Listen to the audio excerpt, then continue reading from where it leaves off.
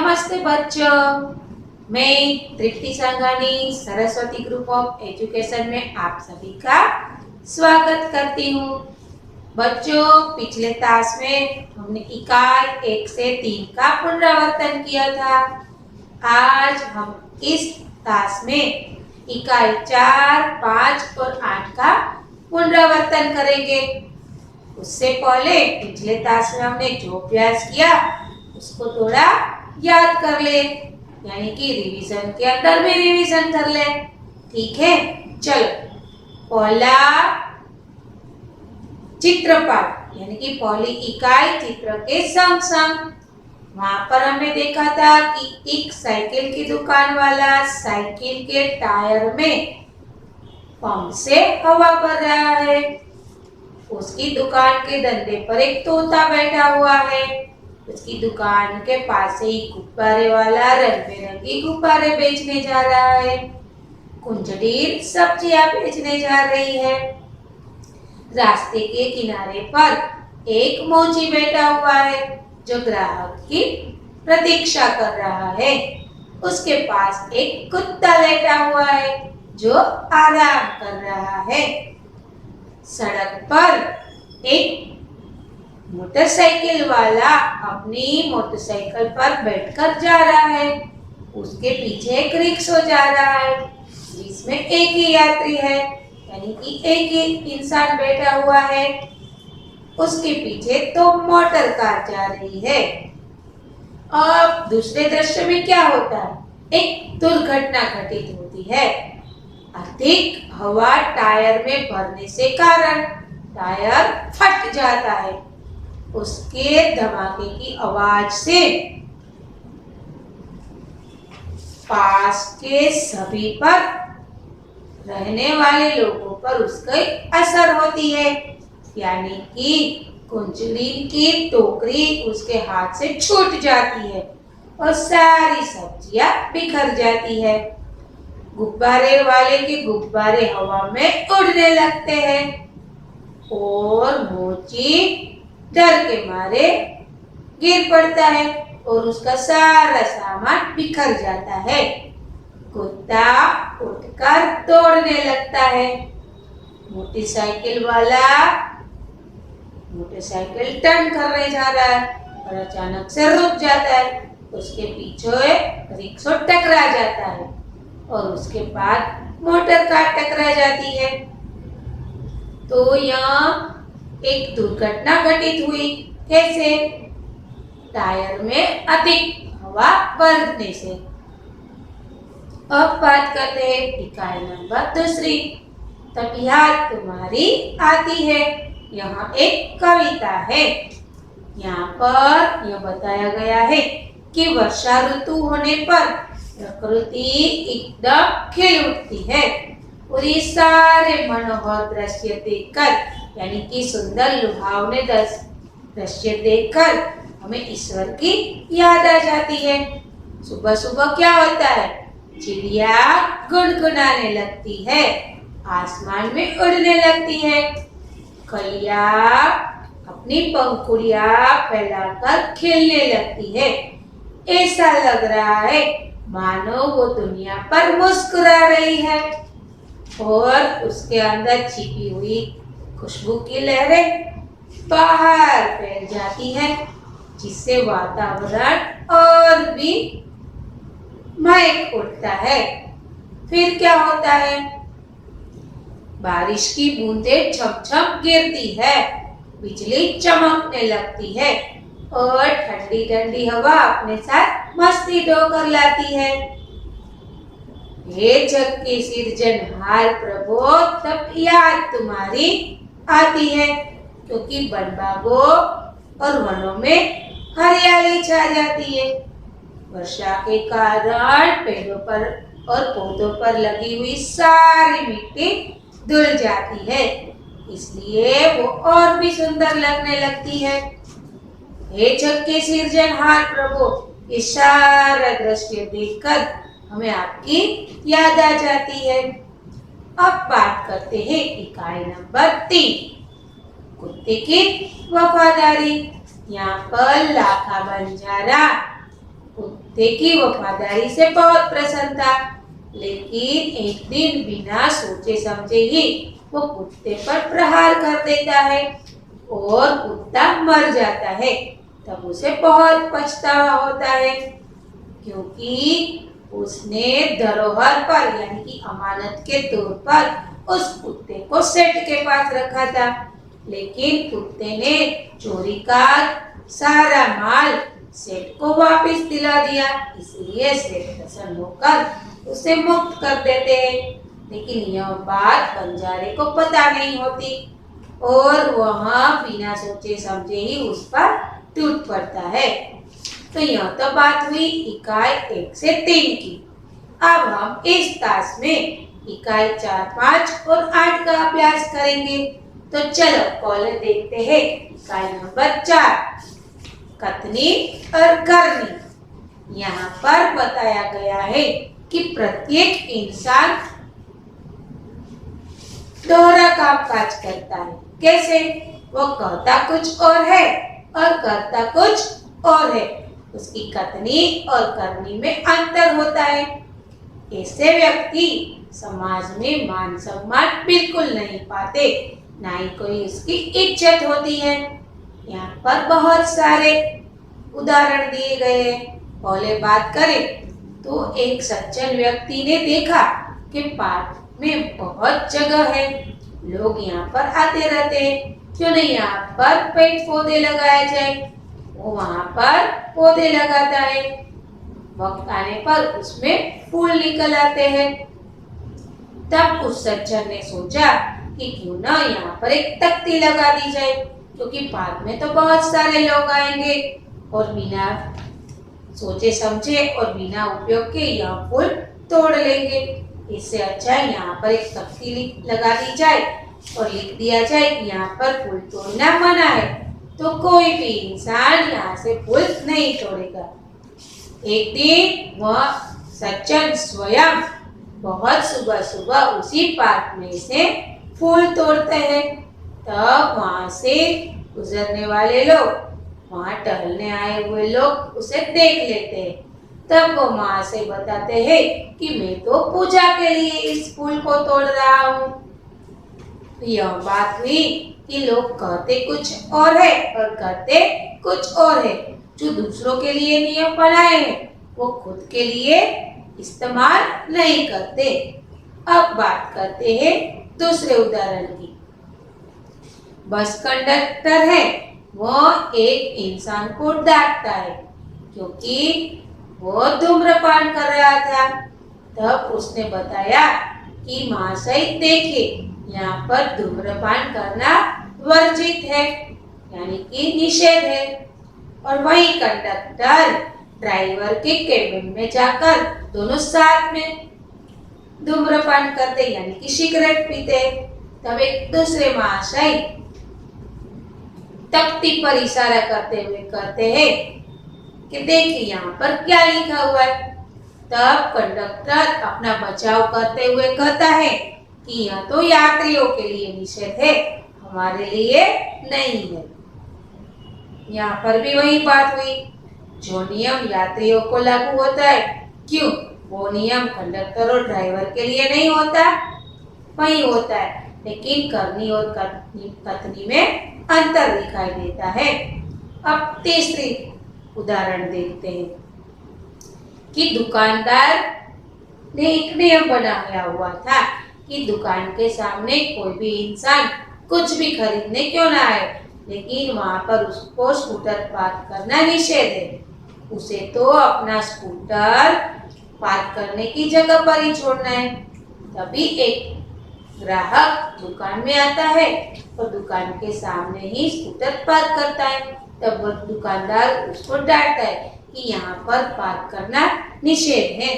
वो ग्राहक बताता है कि मुझे तो आधे मिनट का ही काम है, फिर मैं चला जाऊंगा।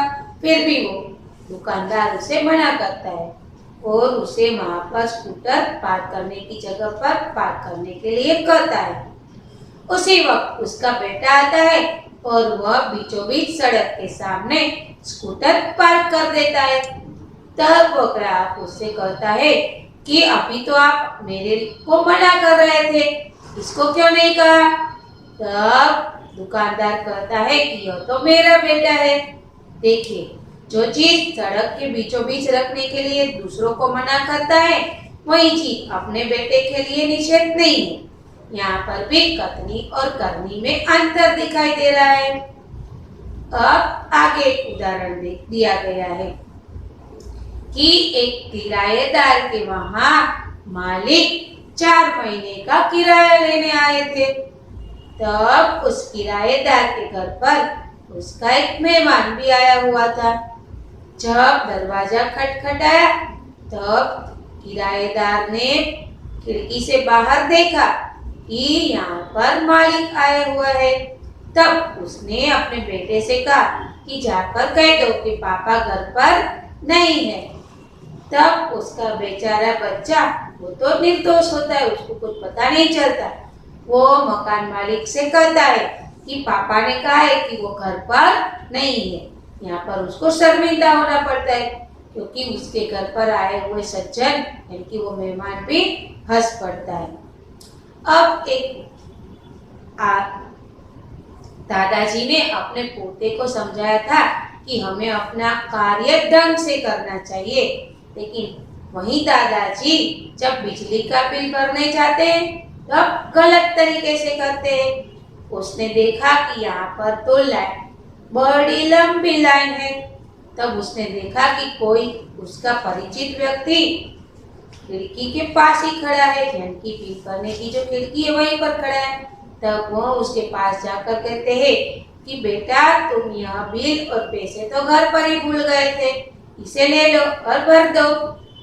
तो बच्चों, यहाँ पर हमें देखने को मिला कि बहुत सारे लोग ऐसे होते हैं, यहाँ तक कि हम भी कभी कभार गलत करते हैं। कहते कुछ और है और करते कुछ और है, लेकिन ऐसे इंसान समाज में मान सम्मान नहीं पाते, ना ही उसकी कोई कद्र होती है, कोई इज्जत होती है। तो हमें हमारी कथनी और करनी एक समान रखनी चाहिए। अब बात करते हैं इकाई नंबर 5, हिंद देश के निवासी। यहाँ पर हमारी राष्ट्रीयता की बात कही है कि भारत में रहने वाले सभी लोगों की भाषाएं अलग है, सभी के रंग रूप पहनावे अलग है, सभी के रीति रिवाज अलग है, सभी के खान पान अलग है। ये सारी चीज अलग अलग होने के बावजूद भी हम सब लोग एक है, एक ही सूत्रता में बंधे हुए हैं। यहाँ पर हमारी एक ही माता है, भारत माता, और हम सब एक ही माता के संतान हैं। यहाँ पर विविध फूलों का उदाहरण देकर बताया गया है कि विविध प्रकार के फूल हमारी विविधता के प्रतीक है, और यह विविध फूलों की जो माला है वो विविधता में एकता के प्रतीक है। और ये जो कोयल की कूक, पपीहे की टेप, ये सारे पक्षियों की आवाज हमारी अलग अलग भाषाओं के प्रतीक है। ये सारी चीज अलग अलग होने के बावजूद भी हम सब भारतवासी एक हैं। चलो अब बात करते हैं इकाई नंबर 8, दोहा अष्टक। यहाँ पर कबीर, तुलसीदास और रहीम के भिन्न भिन्न दोहे दिए गए हैं और हमें बहुत सारी सीख दी गई है कि बड़ा हुआ तो क्या हुआ, जैसे पेड़ खजूर, पंक्ति को छाया न लगे, लगे अति दूर। यहाँ पर बताया गया है कि हम बड़े हुए तो क्या हुआ, यदि हम किसी के काम नहीं आ सकते तो हमारे बड़े होने का कोई मतलब नहीं है। जैसे खजूर का पेड़ बहुत बड़ा होता है, लेकिन ना ही वो किसी को छाया दे पाता है और ना ही किसी को फल दे पाता है। फिर कबीर जी कहते हैं कि साधु ऐसा चाहिए जैसे सुख सुधाए, सार सार को ग्रही रहे, थोथा दे उड़ाए। साधु कैसा होना चाहिए कि जो हमें अच्छी अच्छी बातें बताए, जो हमारे जीवन में बहुत उपयोगी है, और गंदी चीजों से हमें दूर रखे, यानी कि जो हमारे दिमाग में कचरा है यानी कि हमारी जो गलत सोच है उससे दूर करे। यहाँ पर सूप का उदाहरण लिया है। सूप यानी कि अनाज फटकने का साधन, यानी जिससे हम अनाज साफ करते हैं उसे सूप कहा जाता है। ठीक है। फिर कबीर जी कहते हैं कि मक्खी क्या करती है, वो लालच में आ जाती है गुड़ को देखकर और वो उस पर चिपक जाती है। फिर उसके पैर इतने चिपक जाते हैं कि वो वहां से निकलने का प्रयास करती है, फिर भी निकल नहीं पाती क्योंकि उसके पैर और फिसलने लगते हैं। यानी कि अति लालच करने की वजह से इंसान उसमें और अधिक डूब जाता है, फिर वो कभी लालच से बाहर उभरता नहीं है। तो हमें बिल्कुल लालच नहीं करनी चाहिए। अब बात करते हैं तुलसीदास जी की। तुलसी जी कहते हैं कि इस संसार में भांति भांति के लोग हैं, हमें सबसे मिलजुल कर रहना चाहिए। जैसे नदी और नाव मिलमिल कर रहते हैं, इन दोनों का सहयोग है। जब यह मिलमिल कर रहते हैं, इससे यह पता चलता है कि ये नदी भी अलग है और नाव भी अलग है। वैसे तो नाव नदी में ही रहती है, लेकिन नाव क्या करती है, हर इंसान को अपनी मंजिल तक पहुंचाती है। उसी प्रकार नाव में बहुत सारे लोग इकट्ठे होते हैं, सब लोग अपनी अपनी मंजिल पर चले जाते हैं। उसी प्रकार इस संसार में हम सब भांति भांति के लोग हैं, हमारे सबकी मंजिल अलग अलग है, लेकिन हमारा ध्येय तो एक ही मंजिल पर पहुंचने का है। वक्त आने पर यहाँ से हर इंसान चला जाएगा, तो हमें सबसे हिल-मिल कर रहना चाहिए। फिर तुलसीदास जी कहते हैं कि तुलसी हाय गरीब की कबू खाली न जाए, मुए डोर के जाम से लोहा भस्म हो जाए। कि हमें अपने से छोटे और गरीब इंसान को नहीं सताना चाहिए, कमजोर इंसान को हमें बिल्कुल नहीं सताना चाहिए। यदि उसकी हाय हमें लग जाए तो हमारा जीवन भस्म हो जाता है, यानी कि हमारा जीवन नष्ट हो जाता है। अब बात करते हैं रहीम जी की। रहीमन धागा प्रेम का तो मत तोड़ो चटकाए, टूटे से फिर ना जुड़े, जुड़े तो गांठ पड़ जाए। यहाँ पर रहीम जी कहते हैं कि हमें सबके साथ प्रेम से व्यवहार करना चाहिए, किसी के साथ हमें झगड़ा नहीं करना चाहिए। जिस प्रकार माला एक बार टूट जाती है, यानी कि प्रेम का धागा एक बार टूट जाता है, फिर हम धागे को जोड़ने का प्रयास करते हैं, वो जुड़ भी जाता है लेकिन उसमें गांठ पड़ जाती है, यानी कि पहले जैसा प्रेम नहीं रहता है। इसलिए हमें हर वक्त सबके सामने अच्छे से ही व्यवहार करना चाहिए, प्यार भरा व्यवहार करना चाहिए और कभी झगड़ा नहीं करना चाहिए। फिर परोपकार की बात की गई है रहीम जी ने कि ना ही सरोवर अपने फल खाते हैं, ना ही नदी अपने पानी पीता है। उसी प्रकार सच्चा इंसान अपनी संपत्ति का उपयोग दूसरों की भलाई के लिए करता है, यानी कि वो अपनी संपत्ति दूसरों की भलाई के लिए इकट्ठा करते हैं, अपने खुद के लिए नहीं। फिर देख कबीर जी ने और एक बात कही है कि हमने छोटे इंसान को देखकर उसको अनदेखा नहीं करना चाहिए, क्योंकि जहाँ सुई काम आती है वहां पर तलवार किसी काम की नहीं होती है। हर इंसान का अपना अपना महत्व है, हर चीज का अपना अपना महत्व है। सुई अपनी जगह पर काम आती है, तलवार अपनी जगह पर काम आती है। इसलिए छोटे को देखकर हमें उसको अनदेखा नहीं करना चाहिए। ठीक है, तो बच्चों आपको यह तीनों इकाई अच्छे से समझ में आ गई होगी। अब हम अपनी पेपर स्टाइल के अनुसार इसका अभ्यास करते हैं। पहला प्रश्न है एमसीक्यू, यानी कि विकल्प। आपको सही विकल्प चुनकर वहां पर टिक करना है। मकान मालिक कितने महीने का किराया लेने आया था? तो उत्तर है पी 4। तो कि पी को सामने टिक करना है। कोयल की खाली जगह निराली है। क्या निराली है? कुक। डी। तो आपको डी के सामने टिक लगाना है। फिर प्रश्न होगा, निम्नलिखित वाक्यांश सही है या गलत बताइए। कबीर लालच को बुरा बताते हैं, यह वाक्य सही है। तो आपको ए के सामने टिक लगाना है। फूलों को रस्सी में गूंथा जाता है, यह गलत वाक्य है। आपको पी के सामने टिक करना है, क्योंकि उसको माला में यानी कि धागों में पिरोया जाता है, यानी कि गूंथा जाता है। अब आगे का प्रश्न देखिए। कोष्टक में से सही विकल्प चुनकर रिक्त स्थानों की पूर्ति कीजिए। ऊपर आपको 4 उत्तर दे दिए गए होंगे। आपको सही उत्तर का चुनाव करना है और सही जगह पर टिक लगाना है। देखिए, पंथ है निराले, सबकी खाली जगह तो एक है। क्या एक है? मंजिल, यानी कि यहाँ पर बी जवाब है। हमें बी के सामने टिक करना है। अब बात करते हैं, बसों में खाली जगह निषेध है। क्या निषेध है? जिसका जवाब है धूम्रपान, डी। तो आपको डी के सामने टिक लगाना है। अब आगे का प्रश्न देखते हैं। अ का ब से मिलाप कीजिए और सही विकल्प चुनिए। जैसे कि यहाँ पर ये शब्द दिए गए हैं और सामने उसके अर्थ दिए गए हैं। आपको सही अर्थ ढूंढना है।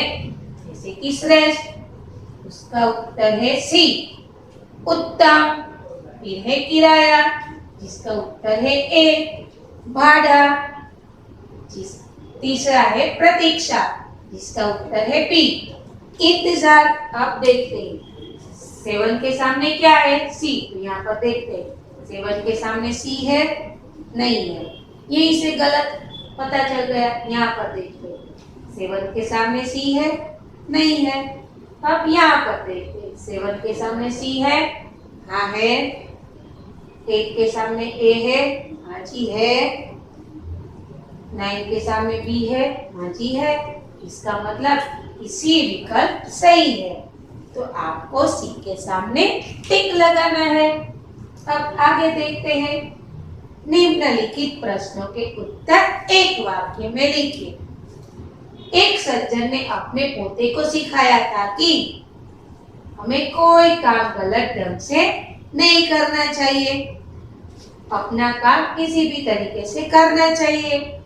अपने काम से पहले दूसरों का काम करना चाहिए। इन तीनों में से एक भी नहीं, जिसका उत्तर है ए। हमें कोई काम गलत ढंग से नहीं करना चाहिए। लेकिन उन्होंने ही गलत काम किया था, बिजली के बिल भरने गए थे तब। ठीक है, तो बच्चों मैं आशा करती हूँ कि आपको ये तीनों इकाई अच्छे से समझ में आ गई होगी और ये पेपर स्टाइल भी आपके दिमाग में अच्छे से फिट हो गई होगी।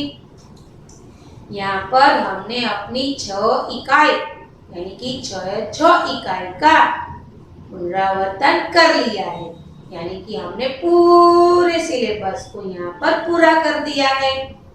ठीक है, इस टास्क के बाद आपको एक पेपर सॉल्यूशन दिया जाएगा आंसर के साथ। आपको वो पेपर सॉल्यूशन अपनी रिपोर्ट में कॉपी करना है, साथ में उसको लर्न भी करना है, जिससे आप अच्छे से एग्जाम दे पाए, आपकी एग्जाम में आपको सरलता हो। तो मैं यहाँ पर बच्चों अपना टास्क खत्म करती हूँ। धन्यवाद।